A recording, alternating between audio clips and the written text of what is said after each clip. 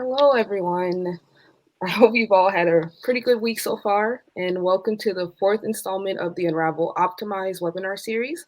So, I'm Sarah, and today we're joined by Chris Santiago, Director of Solutions Engineering here at Unravel. So, today he'll be discussing troubleshooting Apache Spark.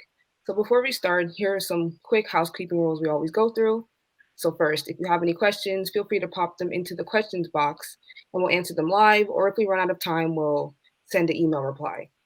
This webinar will be available instantly on demand, so if you have to drop off for any reason, feel free to come back to the same page and you can listen at your leisure. And lastly, let us know if there's any other topics you want to hear about or what you think about the session by rating the webinar and leaving any feedback. So now that we went through the rules, you can take it away, Chris. All right. Thanks, Sarah. Hey, folks. Let me go ahead and share my screen here. So just as Sarah had mentioned, we will be talking about troubleshooting Apache Spark out from our Unravel Optimize series. Again, just another introduction. Again, my name is Chris Santiago. I am the Global Director of Solutions Engineering for Unravel Data. For those not familiar with Unravel Data, we are an observability platform for all your big data, modern data applications, whether it be in the on-prem, cloud, or all of the above from a hybrid selection. So I've been with the company for about 3.5, close to 4 years here. And so I've worked with a number of customers. And I would say the predominant technology that I see and a lot of people need help with is Spark. And so we do a number of things working with customers in terms of, working with their Spark workloads. A lot of it could be just making sure that things are more efficient, things are more performant. But hey, one of the biggest common challenges that people have is when there are issues with their Spark jobs and their pipelines that are powered by Spark. In my experience here, I've worked with large organizations, from folks that have thousands of users or communities working with pretty impressively sized stacks, all the way down to folks that are just starting up. So along the way, I've learned a lot of best practices from some of the industries top 500. All the way down to the small startups as well. So hoping that at the end of this, you'll get some valuable pro tips to help troubleshoot your Spark applications and what you have current state today to resolve some of these issues, and maybe even a better approach with a tool called Unravel Data. And so, let's talk about just from the very beginning. So Spark, it's not just for big data experts anymore. What I love about Spark is the community has been just growing exponentially. We're seeing millions of users adopting this and more, and I don't see any end in sight. You've got a lot of companies like Databricks that have really kind of, really spearheaded some of the features and functionality from a Spark standpoint. And yeah, it's from what I can see, it's here to stay, and I can see more use cases actually being used from using Spark as the technology stack. There's a lot of countless product innovations, powered by Spark. So, think of things that you're using today, such as like when you're on the couch and you're watching Netflix and you're always guessing, how is Netflix knowing exactly what I should be watching next? Or maybe when you're on Facebook or on Instagram and you're like, why are these ads targeting me like so spot on? And, or if you're following the news and you're following Twitter and there's always these Twitter trends, and this is like millions and millions of people submitting these, Twitter's feeds, and you get these trends like in near real time of like what's actually trending. Like that's pretty powerful stuff that, years ago would have taken a lot of technology and it would have been kludgy at best. Now we're in a state where a lot of these product innovations, especially on the tech side, have really been powered by technologies like Spark. And last but not least, the barrier to entry is now lower than ever. With the advent of technology such as Databricks or even some of like the cloud native solutions, such as like AWS's EMR that hosts Spark, or even if you're running Spark on Kubernetes, it's really been now easier than ever for folks to start actually harnessing the power of Spark. And also bringing in a new audience, right? So you got to think about folks like your business analysts, like maybe some junior developers that maybe their first foray into this whole modern data application / big data is powered by Spark, because the setting up instances, spinning up jobs is now more easier than ever to actually go ahead and set this stuff up. So with all this good stuff, Spark, let's face it, troubleshooting this stuff is very, very complex. When we talk about Spark, there are some system dependencies on things that Spark would work on. Like a typical Spark data pipeline could be using orchestration tools like an Airflow or like an Oozie. On the Spark level itself, you got your built-in tools like Spark UI, and you can actually go into the logs. Let's not take into account like the actual infrastructure itself. So what are some of the cluster management technologies that you're using, like a Cloudera Manager or an Embari? Like, there's a lot of points of failure. And so it's not always just the failure starting in Spark. It could be a network layer on the cloud, whatever it may be. And so multiple points of failure means multiple tools, but those tools are really focused in on the tools that they were built for. So you've got a lot of correlation that you need to do across all these platforms. It requires expertise. This isn't something that you can just like in day one become a Spark expert. You do need to understand basic concepts of Spark to really harness the the value of what Spark can bring. But then also in addition to all the other platforms that can support Spark, like I said, like the hardware, the pipeline orchestration layer. This does require some type of expertise, and you gotta take that into account if you're going to bet big with Spark. And last but not least, make LAs at all costs. I think this really speaks for a lot of the developers here in the room where, hey, maybe your first priority is making sure that, my jobs, my data pipelines are running performant. And if that means I just need to jack up, my resources, up to double just so that I can make my SLAs, good for you. But there's, downstream effect of, of an impact for example, if you are running Apache Spark on Hadoop, that you're going to be a bad tenant and you're going to be taking up user resources for some of the other workloads that your other friends in your queue are using, or even worse, you're in the cloud and now you're actually paying for it over allocation. The cloud vendors don't really care about, how you use the resources. If you're asking for over allocation of resources, now you're actually talking about an impact on spend, and that's not a good thing as well. And so, how do I even grasp my head around all this stuff? And so this is where I come in. So with the years of experience that I've had working with, various technologies, but primarily Spark, there's ways that we start looking at things in terms of troubleshooting Spark in multiple levels. And the way that we're going to look at this is we're going to look at it starting off just from the pipeline level. So think of this as like, a lot of times Spark jobs is not just one Spark run. It could be many runs. It has many stages. And so how do we manage this and make sure that, we're getting in front of issues and we know how to actually use these tools to, to our advantage. Then we're going to go jump in a little bit on the job level. And so this is going to be more specific in terms of like Spark itself. And so from the inner workings of Spark, from the executors, from the drivers, from the memory allocation, from the logs, how can we best practice use some of those tools that we have today to go ahead and make sure that things that are performing on a job level.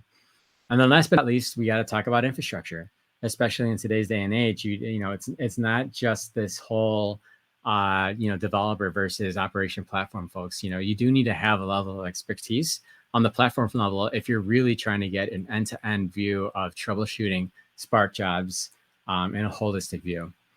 And then we're going to talk about a better way.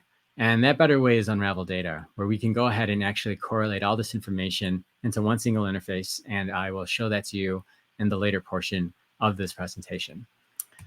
And so we're going to start off by the very, very top level. We're going to talk about the pipeline level. And so what I mean by pipeline is that most organizations that I work with, you're not going to have just one job that's going to do everything. You're going to actually have multiple stages, multiple jobs, and you're going to need some sort of orchestration tool to actually manage this stuff. What I'm showing here on the screen is an example of Airflow, which is a very popular open source orchestration tool, which essentially allows you to sequence out specific jobs. So I can have maybe Spark job number 1 could be my ingest, Spark number 2 could be my transformation, Spark number 3 could be, sending that data over to Kafka. Spark number 4 could be reading that data from Kafka and then, putting it into some sort of like distributed store, like an S3 or an HDFS, right? So these tools are very, very powerful for going and configuring this kind of stuff. And also very, very powerful for just managing the overall, pipelines that you guys are actually managing.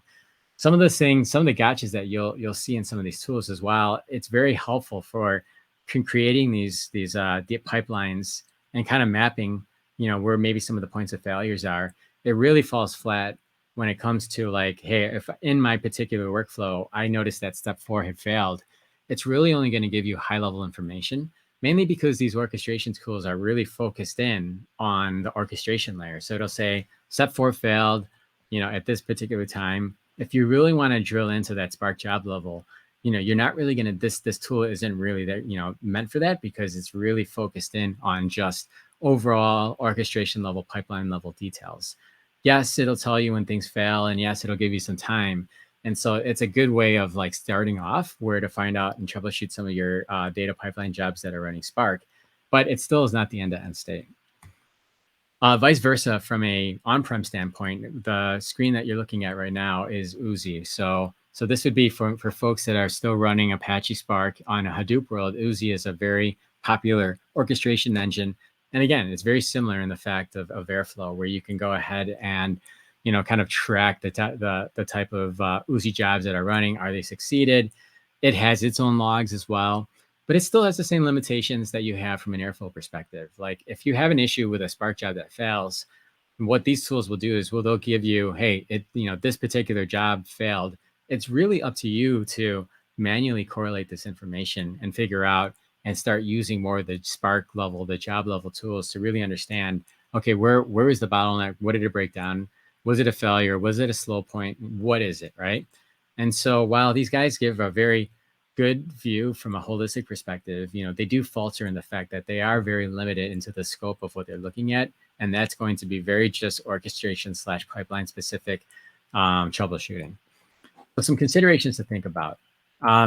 If you are going down this path, it does require some expertise. Like if this is your first time in Spark, you do need to understand some basic concepts of Airflow or Uzi if this is going to be your orchestration layer. You could create some like cron jobs as well, but at the end of the day, you do have to have some expertise to really understand how to use these tools to really first understand how to create this stuff, but then more importantly, how can I best use these tools to pinpoint where my failures, where my slow jobs are. And then there's some manual correlation to understanding that if you need to drill down into the job level. Which goes back to my second point. If you want to drill down to these job level details, there's really no connection points to actually say, hey, step 3 in my Airflow, actually matches to this Spark run that I can find in my Spark UI. A lot of that stuff is manual correlation. A lot of that stuff is actually looking at timestamps and trying to match that stuff. It's a messy kind of thing. I mean, a lot of people are doing it now today and continue to do it because obviously it's an acceptable way of doing things. But at the end of the day, it's very time consuming, does require expertise to do this kind of stuff. And you're talking about multiple tools. And so some things to consider when you're looking at using some of these orchestration pipeline tools. And then, yes, last but not least, being able to match that. I kind of mentioned that earlier, but not just drilling down, but actually matching that. There's some manual correlation that you need to do, again, with outside other tools. Where I'm getting at here is you've got these, disparate tools that do a really, really good job at, the technology that it's been created for. But when we start talking about integration factors into some of these other tools that you're using in your overall data pipeline, there's manual correlation there, which can lead to more error, lead to more. I'm not an expert in some of these other tech stacks that I may need to start troubleshooting on. It all adds up to just unnecessary waste and man hours. So those are some of the things to consider from a pipeline level. Next, we're going to actually go a little bit deeper now. Now we're going to start talking about, individual job runs. So what I mean by that is if I opened up a notebook, done some work, and then closed it, or maybe I did a Spark SQL query and did some analysis and I was done. That's what I mean by a Spark job level. Now, on the Spark level, just out of the gate, you do have these tools such as like Spark UI, which think of this as like the Spark level mass interface for understanding things all Spark. And in fact, for all the Spark developers around here, you're probably experts at this stuff. And for people that are new, you're probably trying to, scratching your head about like, how best can I use this? This is just a screenshot, but there's many tabs from within the Spark UI itself. Where it's very, very useful is it's going to give you some very granular level details in terms of like breakdown of task, breakdown of stages, how long it took, the workers, so on and so forth. It's a very, very powerful data set of understanding how to, understand every little nuance of what happened in this particular Spark job. One of the challenges that I get, especially with a lot of folks that are a little bit more new from a Spark UI standpoint, is like there is a little bit of manual correlation of like understanding overall architecture of Spark, but then more importantly, try to understand what log do I need to look into, how does this correlate with some of my other jobs, so on and so forth. So while Spark UI is definitely the de facto default way of starting to look at like what's going on with your Spark jobs, there's a lot of interpretation that needs to be done. And so in that words, you really do need to have some Spark expertise to really get all this information, correlate it in a way where I can actually end up making a root cause. Was it an out of memory exception? Did we have enough memory or did we have enough resources to power this job in a performant fashion? That stuff is still up for interpretation. Even though it is a powerful tool, it does require some expertise. Also on the job level, you got your logs. And so this is just some random screenshot of some logs, but you get the gist. Like if you really want to understand what happened, you need to get down to the log details. Now, while this is the most verbose way of troubleshooting things, it's also a very complicated things because like every component in Spark is going to go ahead and submit Spark logs. And so there's a lot of kind of like grepping for errors, looking at timestamps, trying to manage this between the n number of servers that I'm running at. And while you're going to get most of your like detailed, issues or the cause of issues in the logs, it does take into account that you do need to make some manual correlation to really make sense of these logs. And so from the job level, using Spark UI, using, the logs that are generated from Spark is really going to give you the best value to understanding, why things had failed. Was it an out of memory exception? Or maybe there was a delay in reading some data set. That stuff will show in the logs. But again, it's the most verbose way of doing it. And not a lot of folks even have the patience to do this, even if they do it themselves.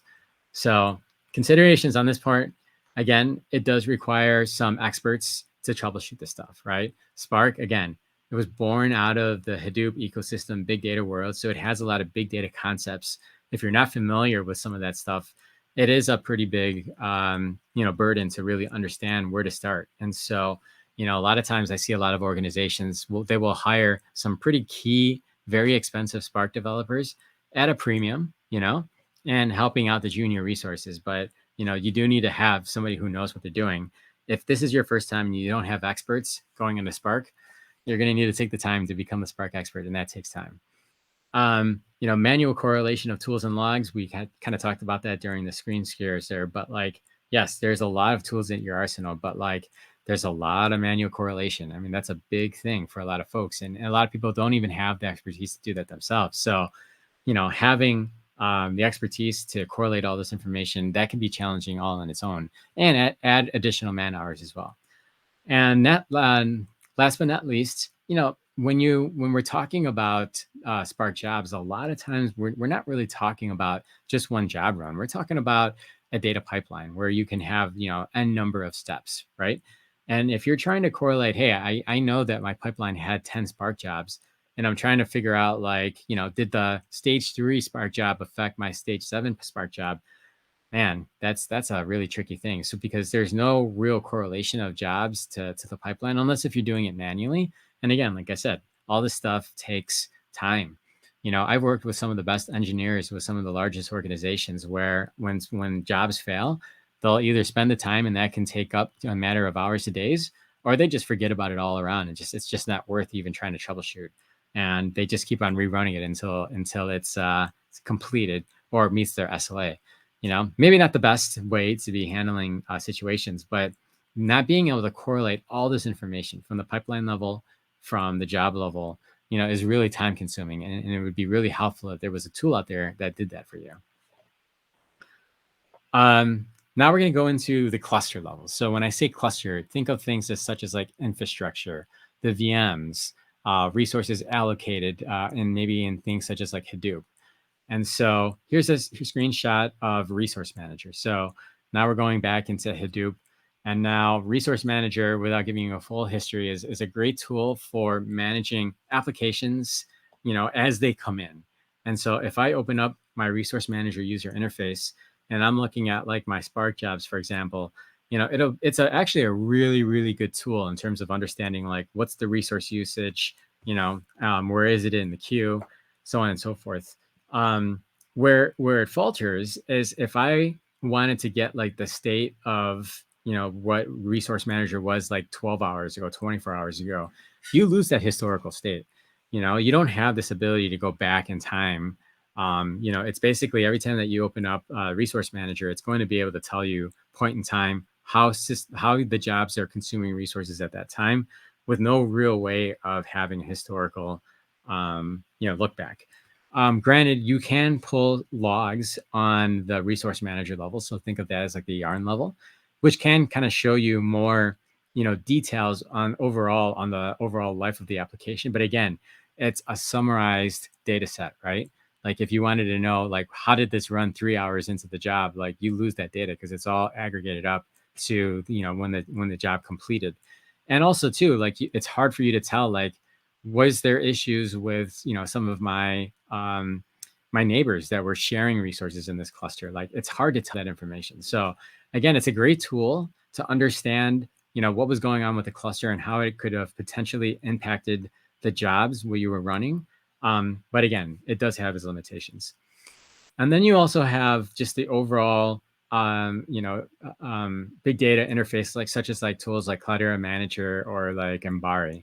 And while these tools are great because it gives you a very holistic view of what's going on with the whole entire estate, if you look at some of these CPIs, for example, they're really showing things in terms of cluster level. So like cluster level CPU consumption, cluster disk IO consumption, cluster network IO consumption.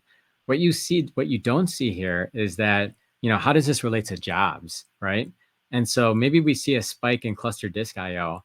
All I can tell that there was a spike in cluster disk IO, but I can't really correlate that to, was that like my job that started that? Was it like somebody else's job that did that and then it messed up the resources for my particular job? And so while this is really good from overall cluster, metrics, one of the things it fails to do is kind of correlate what was going on from a job perspective and how it impacted cluster resources. So good use case for just managing, cluster resources overall. But when it comes to Spark, it's limited in some of the use cases that it can actually solve for you. But from a considerations perspective, really what the really value add, what these tools do is really meant to show cluster level details. So if you're trying to get into historical Spark details or just trend analysis over time on how a Spark job run, these aren't the tools for you. It lacks the ability to show historical details, like I mentioned that earlier. So if I wanted to understand how the job ran 12 hours ago, how many resources was it taking at that time, you don't have that data once the time has passed. And then just like with everything else, this I keep on talking about this whole correlation factor, but like, when you think about like troubleshooting, you really need to think about this in a big picture. You shouldn't be piecemealing all of these, tools all together to kind of paint the picture. Well, you definitely can, but that's a lot of time and effort, manual time and effort, mind you. And so, your teams, could be using that job, using that time, creating the next product innovations as opposed to always just trying to troubleshoot, the issues that we have in our environment today. So with all those, I do propose a question for you folks. What if there was a tool that takes all these considerations into account? Well, folks, that tool is called Unravel Data. And now I'm going to break off and actually show you some of the capabilities that we can do from the Unravel tool itself. Now, this is how you know it's live. I'm already logged out here, so give me a second here. But I'm going to show you a couple of examples here. And since we're really focused in on the Spark side, I've got some examples to kind of walk you guys through here. And what you're seeing on the screen right now is this is a Spark run that was monitored by Unravel. Just the lay of the land, what you see here is on the left-hand side, you can get into like the job stage task metrics of Spark. They're very similar to what you'd see from Spark UI. On the right-hand side here, you see more holistic KPIs of the Spark job itself. whether the duration of the runtime, how much bytes was being IO, start time, end time. If I point your attention to here, you can see that this particular Spark job had failed. And so if I look at here, I can actually see this is an aggregation of the tasks. I can see most of the stuff was successful, but really what I'm seeing here is that I have some failed jobs here. And so if I move here to the left-hand side, if you're familiar with Spark architecture, you're going to have a number of jobs. And I can see here that, my first job successful. I can see that by this green arrow here, or this green line here. Second one successful, third one successful. Ooh, failure. What's going on here? And so like what I can do with Unravel really quickly and easily is I can actually come in here, drill into the stage level. And here in the stage, I can actually pull up this errors tab. And right from here, I'm actually able to understand exactly what happened. Looks like in this particular case, out of memory issue on this particular stage. Whatever I had assigned for this particular job, I ran out of specifically Java heap space. And so that's the reason why it failed, and that's why the job failed itself. And so again, what this is really kind of highlighting is that we're actually pulling this information from the Spark level. So Spark is telling us this, these logs. The beauty of Unravel is think of us as a single pane of glass where you would be looking at logs, you'd be looking at Spark UI, you'd be looking at Uzi, all the tools that we had mentioned above. All this information is correlated into one view. So me as a developer, I can really be essentially self-service and really understand where some of the errors are. If I drill here back into the stage, and now we're at the lowest level here, and we're looking at the task attempts here, we can see that, on the stage, it looked like we did actually have some successful, and then we had some failed here. If we go ahead and actually drill down, we can actually see here in a timeline perspective. So the way to read this is you've got, from left to right is the time. And so it looks like we did have some successful jobs here, but then in the end, they were just failing here. Why did they fail? Our executors didn't have enough memory. And so now we can actually see this from a visualization perspective. And so again, useful for the folks that are trying to figure out, okay, maybe next time I should increase my executor size, or so that way I can have enough memory so I don't have to run out of memory when this particular job fails. So here's an example of a job failure and how we can quickly and easily use a lot of the, all the KPIs that we pull from Resource Manager, Yarn, Spark UI into one specific error and give you those details in one specific screen. All right, my next example here is I'm going to go ahead and show, geez, hold on a second here, is an example where I submitted a job and hey, I didn't actually even see it in my resource manager. In fact, I submitted it twice here and nothing happened. And I can actually even see here, if I even dig down even further here, I could see there was no task attempts, there was no containers. Did it even make it into, into a successful state where it was actually being processed? All signs here point to that, since I see a bunch of metrics here, probably didn't happen. But if I go ahead and click on this errors tab here, I can actually see, hey, look it, I've got this error message from message diagnostics here. Essentially, it failed due to the AM container. And so it looks like we were trying to launch and we had some issues here, right? Here we have some invalid maximum heap size as well from the JVM.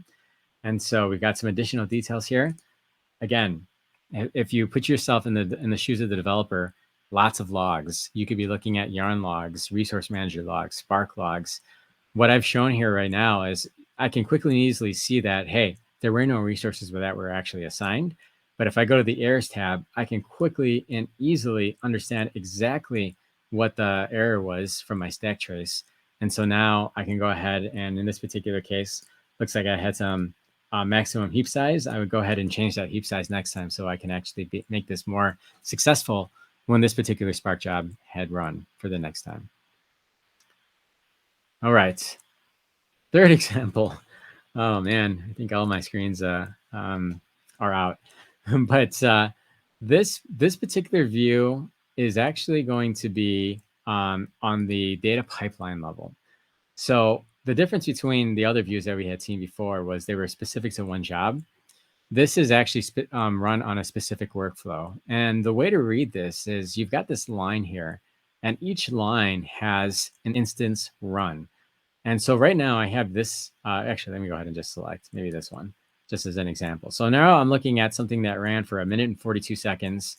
It had one Spark job. It could have had many Spark jobs, but I can see that I would say this is acceptable because it ran for 1 minute and 42 seconds, as opposed to this one that ran for 2 minutes and 11 seconds. Maybe my SLA is under 2 minutes, right? And so I would consider this one, okay, this one made the SLA, this one missed the SLA, right?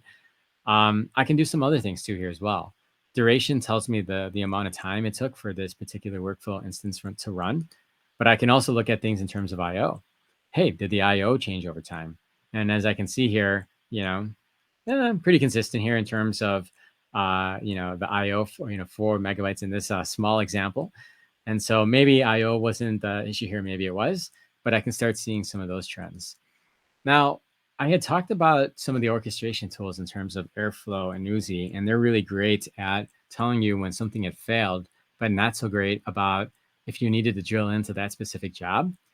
Well, Unravel can actually do that for you. And so some things to note here before I do this, I can go and see that this job run was good. If I come up here, I could see that this job run ran a lot longer. So maybe I want to drill down into this and understand, in the jobs, why did this run a little bit longer?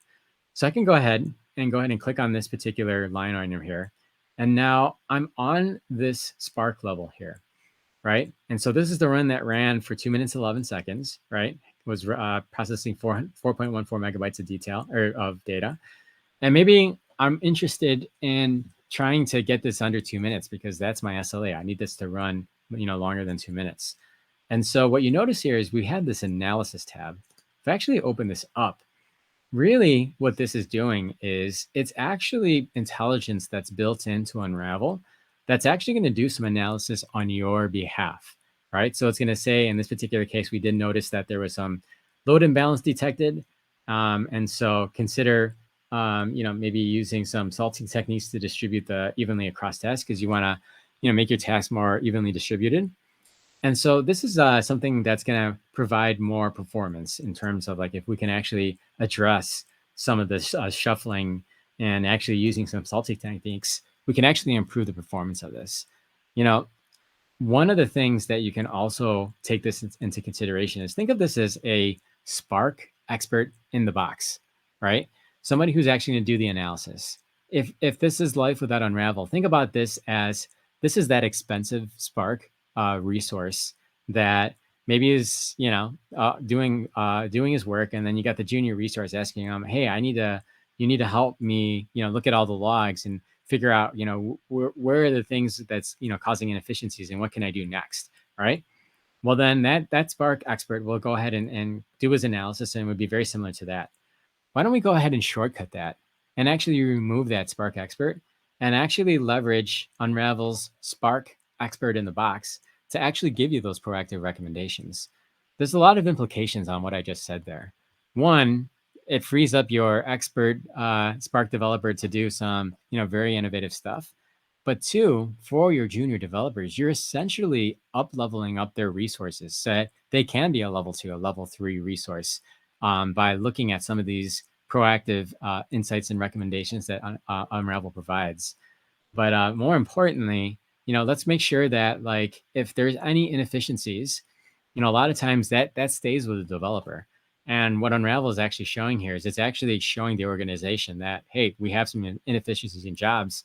This is the user that actually submitted it. Now we're talking about a governance play and making sure that folks that are submitting jobs are submitting it in a very performant fashion. And so, this becomes a very powerful tool for understanding that. But let's just say one more scenario. Maybe, just maybe, in this particular environment, this is my Apache Hadoop environment.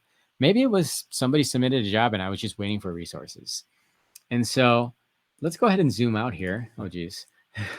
And look at things more from a cluster level. And so what you're seeing here right now is cluster level details. I kind of glossed it over, but I see that this user submitted their, their queues within the data security queue, and it was around July 5th is when it was actually submitted. And so if I come into here, I've got two rows here. You've got vCore, which is going to talk about overall consumption on this particular Hadoop cluster, memory. The way to read this too is you've got the orange line, that's the max, and then you got the blue line that's available. And so that's pretty useful. On the bottom here, though, I can actually get more granular and say, hey, maybe I want to look at a specific user. And so you can see my users here. But I'm actually really interested in my data security queue, because I'm curious to see who else was running at that particular point in time. And so what I'm going to do here is I'm actually going to go ahead and just focus in on the data security queue here. And as you see here, as I'm moving my cursor here, it actually is mapping to like what the overall allocation is too. And so that can be very useful as well. But really what I'm trying to find out here is like what happened around July 5th, where did somebody submit a job and it took up some of my resources? Maybe they were a bad tenant. Well, let's actually go ahead and actually see what's going on here. And so this is around the time that the job was launched on July 5th around 7 p.m. If I actually click on this, I can actually see the state of the jobs that were actually running at that particular point in time. And so now I can go and see, hey, out of the data security queue, who was actually running jobs as well? And seeing like, okay, who was the culprit here? Who was taking up most of the resources here? And so here's my job. But looks like that wasn't the case. So in this particular case, maybe I wasn't dealing with a resource contented queue. And so maybe I can roll it out, and it is something I need to do on the application side. What this does is it actually eliminates us to say, hey, DevOps admin, platform admin, you didn't give me enough resources. What this is proof in the pudding, basically telling me that, no, actually, you did have enough resources. So it's something that you need to fix from within your code. And the best way to do that, you use the proactive insights analysis that Unravel provides, so that we can really speed up that mean times of resolution from hours and days to literally minutes. And then also leveling up your junior resources, so that way they can be, expert level resources in no time. So going back to the presentation here. I think I did that wrong. One sec. There you go. So, the takeaways that I hope you got out of this presentation is that there's many ways of troubleshooting your Spark pipelines and jobs. We did it by showing examples of doing this from a pipeline level. So using some of the existing tools, or using Unravel, or using job level stuff that's at your arsenal, like Spark UI, or cluster level like Resource Manager, Cloudera Manager. Or instead of doing this and doing all this manual correlation yourself, you can go ahead and use a tool like Unravel that essentially becomes your one-stop shop place to really answer what happened with my Spark jobs and my data pipelines, and give me some proactive intelligence, so that way I can quickly troubleshoot these jobs, so I can go ahead and meet my SLAs in a resource efficient manner, so that way I can accomplish my jobs and be a rock star in my organization as a Spark developer. Thank you, folks. That concludes at least the portion of my my talk track. I will now stop sharing here, and perhaps we can start talking about some of the questions that may have come up. Let me just figure out how to get out of the screen share first. Hold on one sec. There we go. All right. Oh, thanks, Chris. That was great. No problem. Thanks, Sarah. So we have a couple questions. Someone asked a little bit ago, how do step functions fit into the landscape of orchestration? Yeah, so step functions would actually fit in. I'm assuming you mean step functions from within the Spark job level. Or it could be the orchestration level too. I can talk about that as well. But let's start from the orchestration level. So think of your orchestration tools like your Airflow, like your Uzi. Those are going to be the ones that are going to launch the jobs. But essentially, what Unravel has intelligence to actually understand that, hey, these are coming from this particular data pipeline. And so as you're doing your step functions, we would actually map that accordingly in our workflow view. And really the benefit there is, like, if we are seeing that from within Unravel, not only are we going to see all the steps that are being launched from within the orchestration tool itself, but then we can also drill into that specific job and see if there's any insights and recommendations from that standpoint. If it is from like the job level, say for example, it's like a, like a notebook, that would all show within the Spark interface. And so that would show up depending on, there's numerous ways of doing it. But if you're doing it from like a, each step function is launching a job, it would still show up as a Spark, in one Spark interface, but you'll still be able to drill down into the specific jobs to really understand. But then it will also you can still expect to give the proactive insights and recommendations that an Unravel will provide for you. Great, thank you. Mm-hmm. Let's see. Another new question. Okay. Do you have an Unravel in GitHub like other open source? That's a great question. So Unravel as a tool, it is proprietary, but we are in the process of actually open sourcing some of our components. And so we do have some like meaningful like operational reports. We have some, test generation reports for, really testing things at scale, stuff like that. It's early in the works for us to start open sourcing some of this stuff, but we did start off as a proprietary tool, but we do love open source, and so we know that like some of our capabilities are really only going to get even better when we start open sourcing this stuff. So the plan is to start open sourcing some of our components, and we'll see where that goes. And if it really takes off, then you can see more open source projects from Unravel in the future. Nice. Next, does Unravel support Spark running in Kubernetes? It's another great question. So today we are actually in a beta fashion. We actually have 2 customers that are testing us pretty thoroughly from that standpoint. I think, just from me seeing industry trends itself, I think that Spark on Kubernetes is quite possibly going to be the next generation of the orchestration layer for spinning up Spark jobs. But yes, we are absolutely in the works of doing that. In fact, we do have prototypes that are actually working on Spark on Kubernetes scale. It's just going through the tests and making sure that this is GA ready before we actually release to the masses. But absolutely, we will be supporting Spark on Kubernetes in the near future. Thank you. Do we have a free trial so they can see what Unravel can do for their jobs? Absolutely, we do. Right now, though, the only caveat is if you're running Spark workloads and cloud services such as like Google Dataproc, AWS EMR, or like even a Databricks or even an HDI, we have a SaaS offering.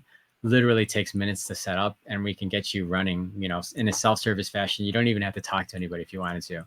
But we do have an option that actually I should have put it on the screen, but it's unraveldata.com/SaaS, SaaS-free-trial. And in fact, if you just go to unraveldata.com, there's a big button that has the free trial. You can go that way as well. But would love for you folks to try this out yourself, because nothing says, shows our value best if you can actually play around with the examples itself, but even better yet, have the ability to connect some of your clusters into it if you're comfortable doing that. Great. Okay, I see one last question. It says, do these tips also apply in AWS EMR? Yes. Yes, they do. That's the short story. Long story is I think we could even do even more stuff from an optimization standpoint, but all the tips that I had talked about here and showed in my demo is completely applicable in technologies like EMR. Perfect. Well, let me just make sure there's no more questions. Yeah, that's all the questions we have. So, right. Yeah. So thank you, Chris, and thank you everyone for showing up. And that's all we have for today. But this webinar is also available instantly on demand, so you can share this with your colleagues or peers with the same web address that you logged in today. And if you're watching on demand and you want to ask any questions, you can email us at hello@unraveldata.com. And again, you can let us know what you think about the session by rating the webinar and letting us know if there's any other topics you'd like to hear about. And of course, thank you again, Chris. Great No job. problem. Always happy to do this. Always happy to love and share like my, best practices that I've learned over the years. And my email address, very simple, chris@unraveldata.com. If you guys have just other, additional questions, I'm always happy to help the community here. So thank you guys for your time and with my, listening to my presentation, and looking forward to continuing conversations with some of you in the near future. Yep, thanks. And we hope to see you guys at a future webinar, and keep an eye out for the next one, which is troubleshooting data breaks. So, Awesome. and thanks everyone. Thanks again, Chris. All right. Thanks, folks. You have a nice one. Bye for now.